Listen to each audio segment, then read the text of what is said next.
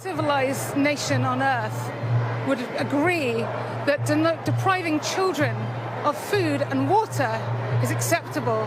I'm here because I'm a human being, and anyone with a conscience believes that a civilian population should never be punished in this way. It's collective punishment, it's a war crime.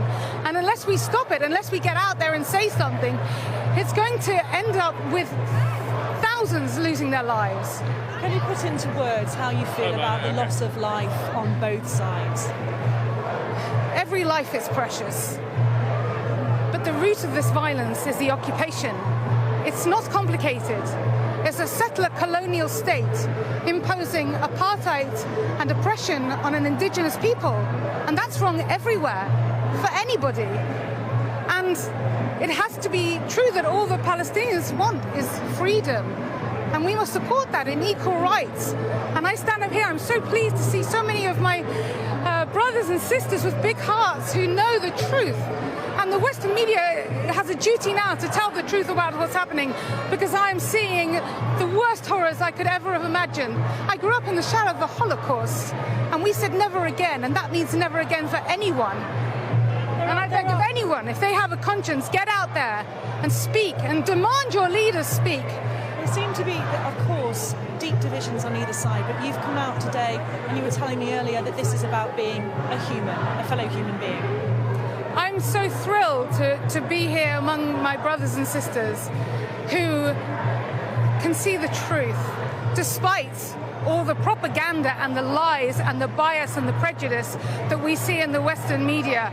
It has been, quite frankly, an appalling week. What would you like to see the UK government do now? They must demand a ceasefire.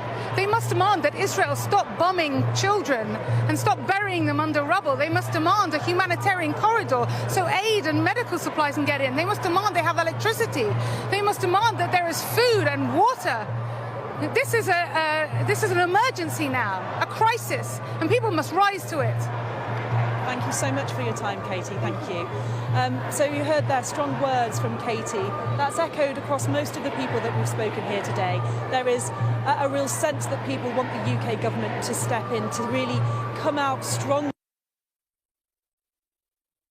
Ceasefire. They want to see humanitarian corridors here, but mostly what they want from the people we've spoken to today is for a peaceful protest. We've heard there, as you were saying before, about the police presence here. They are being very careful with the words that they are choosing. They're talking about being impartial, and it's a tricky balance being able to have a large police presence here, but also strike the balance between protecting the right to protest and freedom of speech, but also with a warning that anyone showing toleration, any kind of terrorism won't be tolerated.